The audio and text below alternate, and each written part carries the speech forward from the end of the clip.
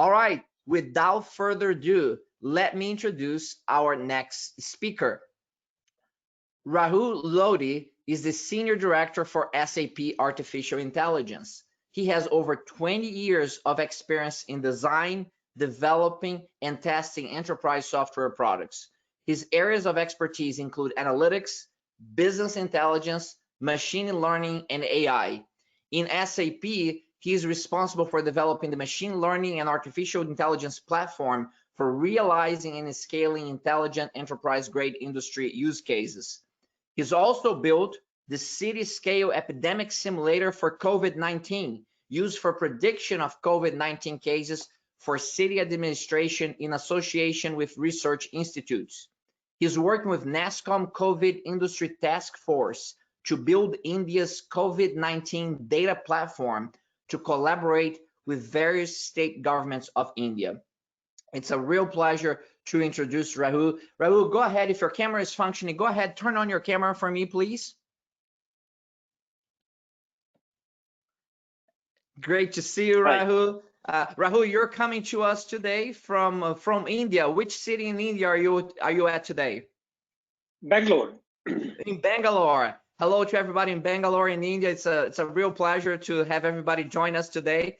And I'm gonna leave you with Rahul and his presentation. We'll talk you back during the Q&A. Thank you very much. Thank you, Jose.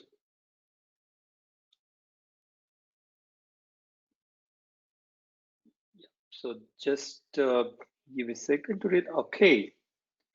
Rahul, we can see the screen with your preview. I'm gonna ask you to just change the monitor so that we don't see the preview slide. Okay, is it fine now? Now I can only see your camera, so you stop sharing, I think. So go ahead and share, okay. But share the version that that one. Perfect. Thank you very much. Looks fine. Okay. Okay, so excellent. It's a pleasure for me to present in the conference, and I'm delighted to have that so many participants coming from different places, and yeah, hopefully my experience way on machine learning and AI I would like to share in the forum, and what I gathered working with different customers so far in the journey. I thought it's a good idea to share that with the broader audience, and yeah, we can have interactive discussions on this topic. So I have been working on the artificial intelligence for I think last 4 to 5 years, and been seeing the way it's been changing quite a lot. In my observation, what has been seen there, and as well there are different reports that we see. Many customers are trying to struggle to get the best out of their data, and getting best out of their data means they would have many data sets coming from their traditional systems. They have been working with mainframe. They have been working with the traditionally with the business processes, and now the data has been also transformed in the part of getting the new kind of data sources, I would say, which is coming mostly from the cloud and the enterprises as well. And there's also social media kind of data. So company typically have a lot of data with them, but they always struggle to curate them together and get into the right way. There has been a kind of a notion that many of data science projects usually fails to get production. Because there has been challenge of they're not able to get the maximizing of the data.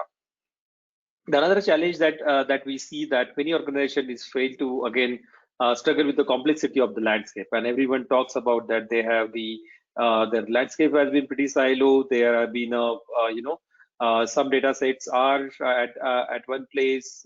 There is a finance data is different versus the HR application is working differently, and your CRM has been at a different place. So there has been challenge and talk about that. How does my complex landscape can be get addressed? And most of the customers struggle with that to create data, because you can only able to get the good data science experience unless you have been getting your data in the together way and bringing all the data sets aligned at the same time. So many companies has been also struggling to get how does I solve this complexity of data being at the different landscapes. Third challenge that we also see that the many companies has been also yeah, giving the importance as a business initiative, and they feel that running the AI project is important, and how does this AI project can be a more optionalized for them, and how this AI project can be make the business transformation, because they have been seeing the quite good transformation journey and confident about the asset that they have could make a difference in their own areas. But at the same time, they're also confident that the ability of implementation of AI project is not as high. So you say, yeah, if we start the many AI projects, but many projects get failed at a certain phase, and because of the various reasons that been quoted too.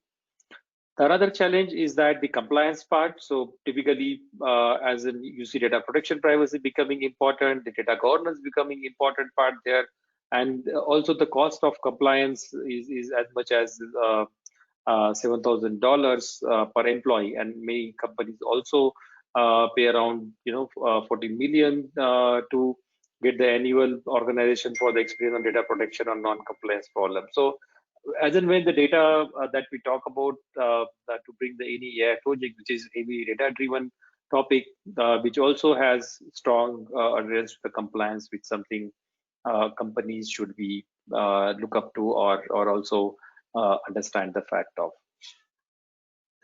How does we address this problem? So we need to look at for little simplistically to reimagine your business processes that has been put forward to. The first foremostly, you have to get the maximum value of your data, and in order to get the maximum value, you need to kind of make the connectivity to the data set. You need to look at that. How do you transform that raw data into the reusable data set? So everything start with how do you get the value out of your important data sets, and also how the data has been curative and diverse in the form. At the same time, you'd also look at the reusability of the data that you would build up. So there'll be many more aspects where you would have been using the companies or your customer IDs and stuff like that across different data sets.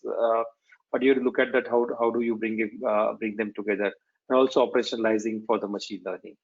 Second important part is the how do you simplify your data, right? So data is something which could be the analyzable format. You could able to correlate data across the different landscapes, and also it's important that how you simplify the life cycle of the data for the developers. So is the ones data coming in there, but also at what point of time the data become absolute and the new data would take up on part of it. So it's important that you unify the data, connect the data across your different landscape, and also make the correlation among them, which can be understandable for your development team, and define the life cycle for your data as well. Third, importantly, that you look at for how does you can make the machine learning experimentation, right? Because once we have our data ready, the second part comes is that how can I create the machine learning implementation, and how does the model comes that I can build up there, and also I can explain the trustworthy of the results, because many times when you build your model and experimentation, it many times happens that you could not able to say that why particular prediction of a model is going in a particular direction, or prediction is talks about the reason for the prediction is not known, and then as well as the trustworthiness of the model goes down. So you need to have something like explainability concept to be implemented, where you could have confidently talk about that the results is right, and that's something which could be correct for that. At the same time, you also look at the automation part of the data. So data has to be the automated, but here in this case we would more look at the how the automation and the scale take in place, so there will be less maintenance for adoption of the AI use cases rather than you more do the manual work, and at some point of time, it's become a pain to the DevOps operation. Fourth and important part is the seamless compliance. So definitely compliance is the important part, and you have to look at how you analyze the data that you're getting, how data is governed within the organization. The right people should have right kind of access to data. So these are some of the things that before you start the project, you need to look at it carefully. You have to also look at how it would be give the benefits. So when we look at the scaling part of the artificial intelligence, but data that you could have and transform the different business processes that could bring up there. So it's not only the data coming from one source, but you'd look at the data coming from IoT. You'd have data available already that your data warehouses, and also how does your business application is getting transformed at the same time. So we'd more focus on looking at how the artificial intelligence, which we like to streamline data, but you have to leverage the data which we have on your traditional system, as well as we have also in your transaction systems as well, and also look at from the BW perspective. So let's look at how we look at the scaling the artificial intelligence data. So typically, so far that what we have seen that definitely the AI has not able to live up to the to hype because of there is a huge demand for AI that's there in the market. A lot of projects which upcoming which doesn't get to the success, and there will be different challenges as well. So as we said, there is a complexity challenges, but it's also the huge amount of resource challenges that we see for the AI. Down the line, we see a lot of people getting into the data science and wanted to work also on the AI engineer or machine learning engineer profiles, but still there are a lot more demand that's something coming up going forward. We also see in the areas where the AI is going to redefine the business going forward.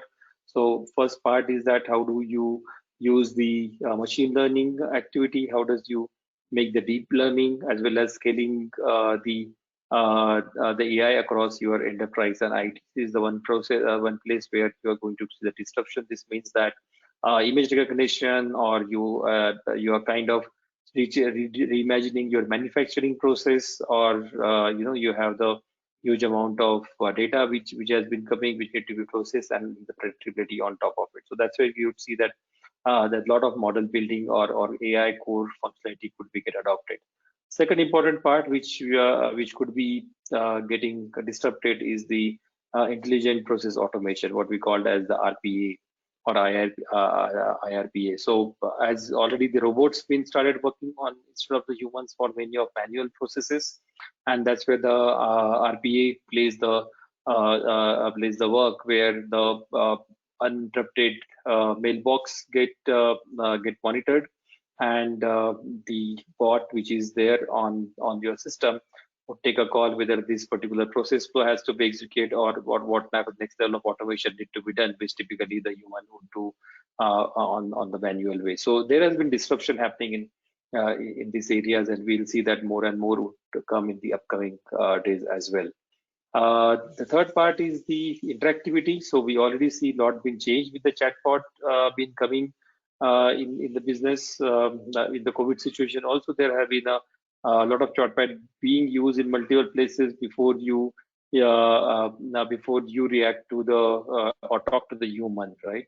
Also the personalized experience that everyone like to have their own way of user interface, and the way we nowadays Alexas and Siri has been transforming the world to bring the automation in our day-to-day life. We would see more and more automation happening on the interactivity or the user experience space. So this is the third space that we see the AI is going to be disrupted heavily. Also, there has been a lot of prediction that 93% of the for the critical building the personalized customer experiences, it will be 60% of human tasks will be automated. Yeah, I mean, there'll be a lot more tasks that human could do more intelligently, definitely, but Yeah, this is something which coming from the Gartner survey as well. But yeah, there also we talk about 3.9 trillion revenue opportunity that enterprise AI market would lead to 2022 as well. And as we see more and more automation coming in picture in these areas. So looking at that, what are the personas are typically involved while we work on the AI project. So look at that more from the enterprise perspective. When we get started to building the AI project, we definitely have CIO, and at this point of time, there are the challenges that each persona would also face when they wanted to work upon them. So definitely CIO is looking at the cost, and many of data science projects are usually bring it to the open source, and I think open source is something the evolving component at the middle of it, and we don't not able to keep the pace with the open source component, and we see that there has been landscape been evolving so fast, and the typically there are the challenge of getting the new open source, bringing the data science flow. The third persona is that about the DevOps. So as soon as the mini POCs is developed by the data scientists, they would like to bring them the things into the production, and mostly there are not documentation or not supported or the security. So DevOps persona or machine learning operations persona or AI ops persona that we look forward to is not very comfortable for what the data scientist been bringing to put in the production directly, which could comply to the enterprise strategy or the corporate strategy. Because if they're using many open source products which are not compliant or has the security flow or not has a required certification, there's always the chance of something could be leaked out from there. And as well as yeah, I mean, there also need to be have the education and training of the ML ops or the operations people there. So these are the challenges also comes from the across the organizations. So let's before getting into the solution part, understand that what is the enterprise AI that we are talking about, right? So in order to have your enterprise architecture readiness, where we talk about more of the business value than looking at the silo part, same with the enterprise AI is also address the complete enterprise, the end-to-end space here. So for example, when you build a particular POC might be you get some data coming from your Excel sheets that your data engineers are curating and giving to you. Based on that data, you're already building some models and maybe getting some awesome results. But things would be entirely different when you want to productize it. And when you want to productize it, you mostly think about the what action can be triggered out of the inference that your model is giving to you. And that point of time, you need to be very clear that how do you orchestrate your data along with the your model output. So typically when we talk about the enterprise AI, it's about the business value that you are looking into the out of your data science experimentation, and not only the particular output of your model. And that business value you can get when you link that with your business processes. And business processes could be the either you are connecting that to your back to the ERP system, or you are connecting that back to the your chatbots, or you're connecting back that with the RPA. So when you bring those kind of a connection to address the complete cycle, that's where we talk about the how the enterprise AI could be different than the normal AI, or doing some AI POC on your simple Jupyter notebook kind of a solution. So in order to achieve that, first definitely we need to understand that how should we manage the data. The data management part is important, where you get the right data and data getting from the source, and how do you need to orchestrate that data. Second part is that importantly, how do you manage your development? And in order to manage your development, you might need to use data science tool like the Jupyter notebook. You use your pandas, you have your Python libraries, or you need to also have the R libraries that would popularly used for doing the experimentation as well. But you also need to maintain the life cycle of your experimentation. registration of your open source and third parties, that's something that you're using. So you need to have the kind of a management environment where you're able to manage the complete experimentation part. And importantly, when it managed to the delivery or deployment part, that has to be the scalable enough. So today, let's say I'm doing it for a one region or one city particular output, that has to be transformed into the, let's say, 10 cities, or maybe tomorrow across the 100 stores. And that's something should be the scalable approach, where I could use this use a similar experimentation or similar parameters that I'm using, could able to scale adopt the different data sets, and the experimentation should be able to scale up from that point of view. Nextly, we have to take advantage of intelligent information management, because unless we not look at that, how does we discover the data, it would be difficult for us to make the right assessment that what kind of experimentation that I am going to do.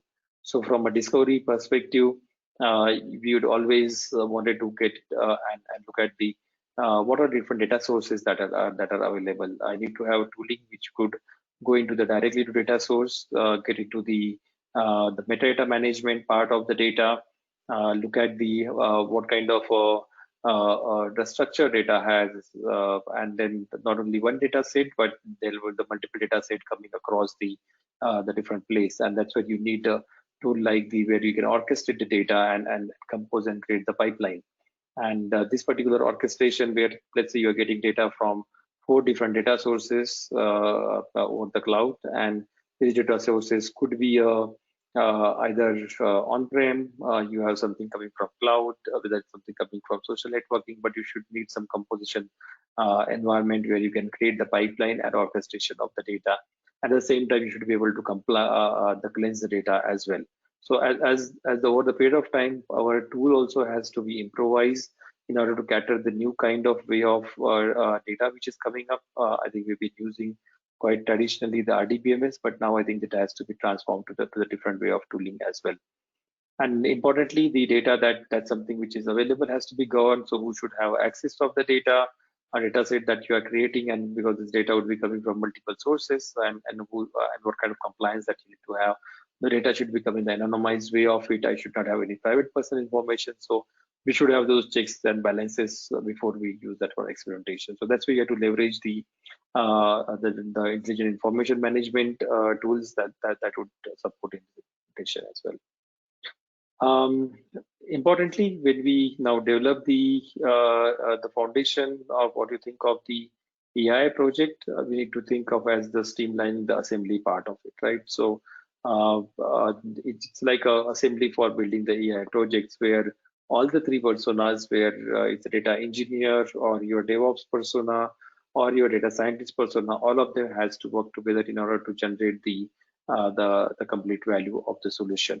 And the important part to the first thing to connect. So you could connect, you need to establish the connect with the structured data, unstructured data, or streaming data.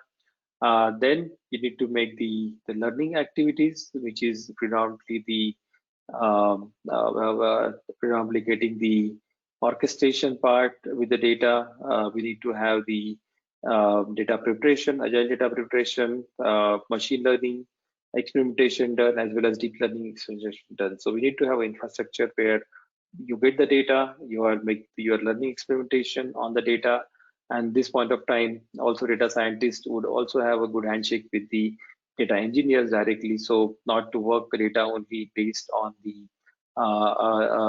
your Excel sheets that you are getting, but at the same time, you try to get the real data coming from the system, which is orchestrated, cleansed, and which used for the machine learning experimentation or the deep learning creation of the model.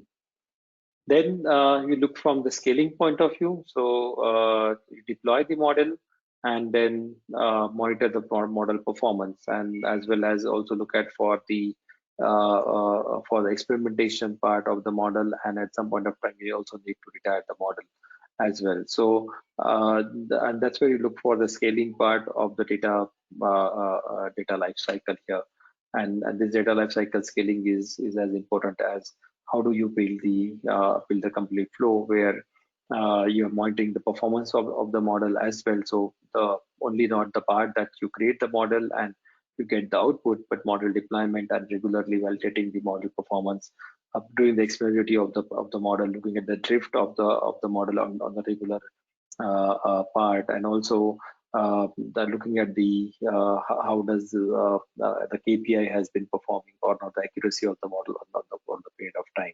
That's something that need to be monitored and somewhat of a scale.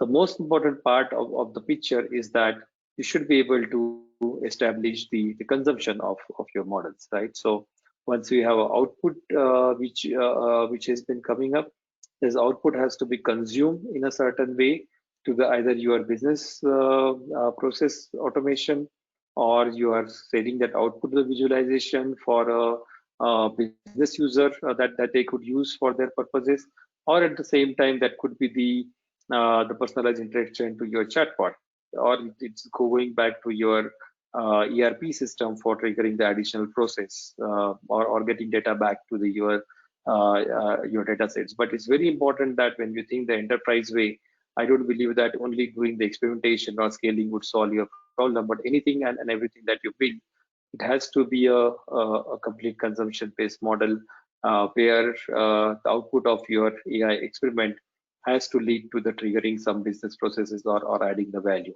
Otherwise, it would not be a very fruitful outcome, I would say. And if we follow this process, I think we are kind of giving the transparency to our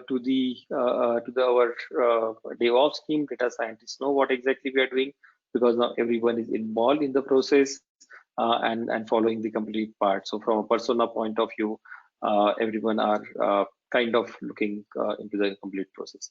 Let's look at one example that how can you achieve this with the predictive quality maintenance in the manufacturing plant, I would say. So typically in this example, we have three different diverse inputs which are coming up. So you have IR images which are coming here, and the problem that we are trying to solve here is we have the kind of manufacturing mold, maybe creating the piston or some kind of crankshaft, which are very minute part which coming out of the mold. But at the same time, when they are building it, you need to do the precision. Today, the current process is that someone is looking at it, measuring it, and passing, saying that this particular thing is right or wrong. But here we are trying to automate the process by putting the IR camera, which basically create the images and do the feature extraction from the image, saying that yeah, the exact hole that need to be there, the precision of a dimension that it need to be built, it has been built in the right way, and that's something based on the machine learning model that has been built there. Then you have IoT data coming up here, which is from the pressure sensors, and say that the pressure applied on it, and it looks right. And also this, both the data has to put in the context from the material master, and the data that coming from the ERP, maybe talking about which material we are talking to, and also this data getting back to the system, and also is creating the predictive analytics here, saying that how this component has been more reliable while building it. In the current scenario, if your all the landscape data sets are not completely connected, what we see when you do the pressure sensor, which is basically IoT data, which is normally stored in the Kafka kind of environment, and then streaming data stored somewhere else. When you do your IR images comparison, which is machine learning, that typically you would maybe store in the Hadoop as a data store, or the object store, and then you are doing the image processing on top of it, and then you need to do the predictive analytics to do some predictive application. Now all these environments are not connected, and unless you not have a kind of pipelining tool or data orchestration tool, you would always have this challenge of getting the silo output and not able to reach to the production ready solution where the solution has been built in the silo. Whereas we would suggest that to make it the event streaming, as well as you create the pipelining for your data to bring it together, and then move it to the enterprise data center, which could make your the complete production grade solution and at the real time you can able to influence it in a right way. And that's where we need to look forward for how do we break the silos and think from an assembly line point of view, where you are not only solving one problem, but you are trying to make how the end application would get impacted with this. Importantly, you have to embrace your open source technologies as well, and you have to take advantage of Kubernetes kind of environment where you have something scalable environment infrastructure that you get. So either you run on the different hyperscalers that you would like to bring it here, but at the same time the Docker and Kubernetes, or maybe mostly use the Kubernetes, which would be like agnostic across the hyperscalers. That could be best to utilize the environments which could help to scale the applications on the real time. At the same time, from the open source point of view, you could always look at how you can use the R, Python, which could be integratable into the Jupyter notebook to create your complete data science experience. And also the data that you need to curate is always to be look at the pipelining object, that how this data can be bringing together. And that's the way you could able to reimagine your business processes. How does we look at that, and also the model that should be that you use, that what you use that you pay for. So it should be the scalable if you're using the cloud, or also on the on-prem scalable infrastructure like Kubernetes. You could only scale it up as and when you need to use it, and not to block so much of resources from the first place as such there. In order to get started your journey, what we advise is you should have a comprehensive information management across your enterprises. That's something you should get started to get all your data sources connected at the same time. Next important part, that you look at the visualization part to build on those data sources. So you would know that how does your data sets are building up, and how does the data set would be relevantly work for you, and those data sets you could analyze that which data set would be useful for the initial experimentation for the machine learning use case, and the identification of the machine learning use case. That's something you should look at it here as well. Then we need to look the deployment of the machine learning and the deep learning into the production usage.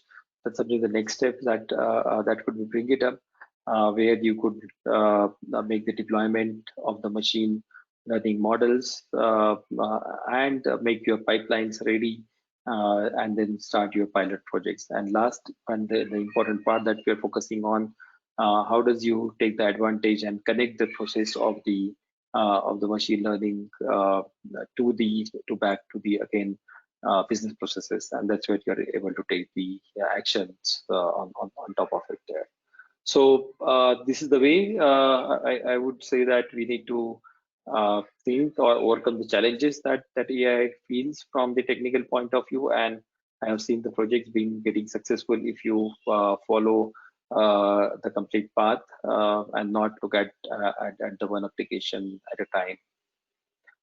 Yep, that's from my side. Just back to you. Fantastic, fantastic. What a masterclass on the applications and the uses of artificial intelligence on the enterprise, Rahul. So we had lots of questions that came in during your session. So I'm gonna ask you to stop sharing your presentation so that they can see both of us on the camera. Perfect, perfect, Rahul. So lots of questions coming in here. Thank you so much. Great insights on that presentation. So I will start. Let me look through the question list that we got here. And we start with Harish. Harish asked you, he said, thank you for taking the time to provide these insights from your experience. I would like to get a viewpoint on what you're observing, whether you're observing more consolidation of data through data lakes, or are you seeing a move towards connecting the data with efficient pipelines rather than collecting? So what are you seeing in terms of the best practices around the data collection, you know, with data lakes or more efficient pipelines for data collection? What are your perspectives on that? Yeah, so from my experience working with the customers and solving the machine learning and the data problems, um, uh, we look at that the data lakes has been becoming cheaper day by day, and also the performance if you collate the data from the data lake is also faster. And as well, many times customer would like to do that, or what we recommend to them is that do the data consolidation in your data lake, especially the historical data that they have. Let's say if you are using the in-memory database or the expensive data store for your transactional data sets, we would recommend them to use the consolidation into the data lake, and then data lakes becomes a central place where you could access the data at a faster pace, and especially when we are talking about machine learning or AI kind of environment where the most of data also is related to the images or your streaming data, which is coming up quite frequent and which is quite heavy as well from the processing point of view. We see a lot of usage in last 2 years. Consolidation of data would be coming to the data lake, and we also would recommend that to move from the traditional way of data storage to the coming to the data lake is the best practice to do and way forward. And there's a lot been tooling been getting developed now. Even there are the tooling been getting developed of using the different hyperscaler across the different data lakes that they provide to, which can be accessed seamlessly and orchestrate them obviously into the pipeline for a consumption point of view. But yeah, there is a lot of movement to first bring data to data lake and then store there little bit. You can create your right data sets that you required, and then you consume for your machine learning experimentation. Very good, very good. Next question here comes from Mercedes Pantoja, who is calling in from Germany today. How do you establish data ownership in the organization? And she's interested on really maybe more on the structure and the governance side of things. What are you seeing in the marketplace in terms of data ownership and establishing that data ownership in organizations? Great question. I think it's very good to hear that, and it's been a challenge in the industry quite a lot that who owns the data in the organization, right? Because and traditionally when we talk about enterprise-related organizations, right, the data is not been yeah, it's maybe IT has some part to it, and some part is with the with also with the business in this case. Especially when data protection privacy comes in picture, we should not have a very specific data to be stored for a long time, and also get the anonymized data from the experience point of view.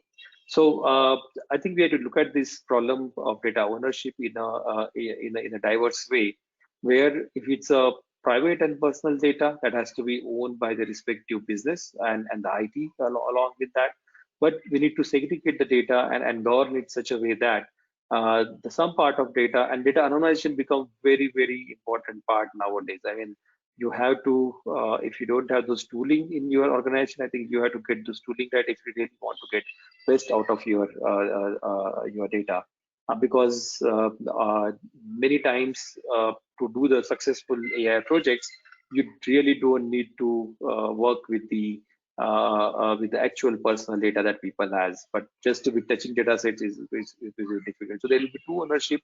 One is that your IT would have, which would use for the experimentation. Another one is the business which will be more from your specific, which can be, I would say, the personal data and more sensitive data that could be keep it to them. So that's why I would look at for governing the data. And also when you govern the data, I think it's important that you also govern it not only at your table structure level, but also row level of data governance is important in this case. So you would have a better governance in hand. Very good, very good. Along these lines, related to governance and related to, there are lots of questions related to governance and organizations and structure specifically. Antonio Urquiza asks you to talk a little bit about the organizational type challenges that need to be addressed in order to more effectively use the AI capabilities that you're presenting. So as you're introducing AI capabilities to organizations. If you're beyond the data ownership that we just talked about, what are some other things at an organizational level that you see as challenges that need to be addressed for the effective deployment of AI? Definitely, I think very good as the question, Anton. And there's a whole other topic that I present in another conference on the how does you organize or how does the organizational challenges around the AI to make the project successful? Because we have seen it's not only that you need to have technological support. Many times technology could be addressed, but also you need a very strong sponsorship from your organizational part of it, right? And these projects need a lot of patience to develop and deliver. It's not that any other your normal development projects that you define the scope and you get started and you have output coming out in the subsequent sprints, and then you see the what to expect, right? But especially the AI related projects, it doesn't happen that overnight. You always need to be patient from organizational perspective and ensure that there has to be a lot more patience required. And also many times you also see there's a failure of the projects. I mean, you start, you do POC, but you don't get desired result because you don't have right data sets available with you, or maybe your thought that you wanted to bring in, which was weird, and it just end up as an experimentation as well. So from organization point of view, I think there has to be some amount of management education when you start this organization. There are two kind of organizations that I have seen implemented for the AI in the industry. One is that more centralized. So there are the central source of people who are data scientists and an experienced team who has expertise on that side, and they take the projects from the business, and then they start working on them, and then they deliver, but they don't have much of business knowledge, and a lot of back and forth happens there in order to get the data and right sources. Other setup that I have seen where the data scientist or AI team is very closely aligned within the particular line of business, and they are part of the business structure as well. And that's where we see little more close alignment as well. But then again, there is the bigger part of the AI, because you don't see there are maybe 100 people working on AI in the organization or in the LOPs. You'll be like core, I would say 20-30 data scientists in particular line of business. So it's depending on so the first important thing that I would suggest is that you have to educate your management and get the stronger management buying, and set the expectation that every AI project that you get is not going to be successful. There has to be also cross balance checks to be done. Second part is that the setup organizationally, you need to get more closer to the business, because it has to be business driven outcome as well. And many times the POCs looks good, but your business outcome you might not able to achieve, and the connectivity to the end-to-end part might not happen. So that has to be only can come with if the goal of the whole organization is same. If you are siloed and sitting somewhere else, maybe you do the fantastic job of getting the output from data science project, but it's not able to feed back to the, as we discussed, to the business processes, or is not aligning with the business processes that are there, just too complex to handle, then it might also fail, and there's no use of building it. So I would say strong alignment with the business is something which is required. Very good, very good. Excellent insights, Rahul. We have time for one more question here. So this next one comes from Madan Devella, and Madan asks, first he says, really great session. Thanks for providing these insights. Thank you. And he asks there was a portion of a presentation that you talked about reimagine processes and automate business processes. And he wanted to talk a little bit more about that, on reimagining processes and automating business processes. Any experiences which you have implemented recently, and how that reimagining of processes and automation of business processes are being done maybe well in the context of AI applications? Yeah, so by team, and I'm involved in quite a lot these kind of projects of rebuilding the business process. One of the example that I could talk to, especially in the area of it could be the real-time example which we could make it a simple example, but there has been a studies where in the manufacturing way. So since we work for SAP and it's a more business process oriented company, right? So we talk about all these industry 4.0 kind of a processes. And what happens here is that so far the current business process where a lot of manual activity happens, and we always depend on the quality part of it, right? And typically, if you're familiar with the manufacturing setup, as soon as, let's say, you talk about the automotive company, and when you build the engine, you always test the engine, and you test with the cold test, which is kind of, making it, you're pushing the pressures and making all those things. Then you do for the hot test, which is actually you are putting the fuel inside the engine and testing that whether it's performing it with the right KPIs or not. And it's a process which takes you a lot of time. And hot test cost you, I think your most of quality cost goes into the when you take the engine for the hot test kind of a scenario. Now the task that we did for this organization is that mostly to how can I look at all the parameter coming out from my cold test, which is very cheaper because I am taking the image of the engines, I am taking putting the pressure on the components, all the IoT kind of stuff. The moment I make it for hot test, I have to put the real fuel into it, and the engine has to run, and again it has to clean up properly to feed back to the car. And we did all the data analysis, and then we implement the machine learning model, where we told that if your particular engine is reaching to the so and so threshold, based on this, you really don't need to go for the hot test. And let's say if we save there at least the 60% of that part, then in a year, or not even year, but I think in a month, when the companies are creating more than I think almost around 1 million of engine for a two-wheeler automotive company, I think they could save up to maybe I say only test 1 million engine, which is on the sample basis.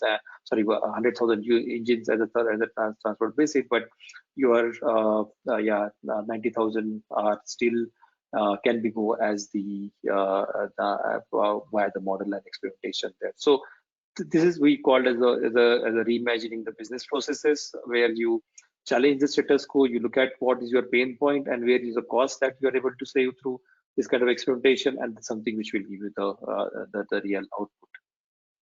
Terrific.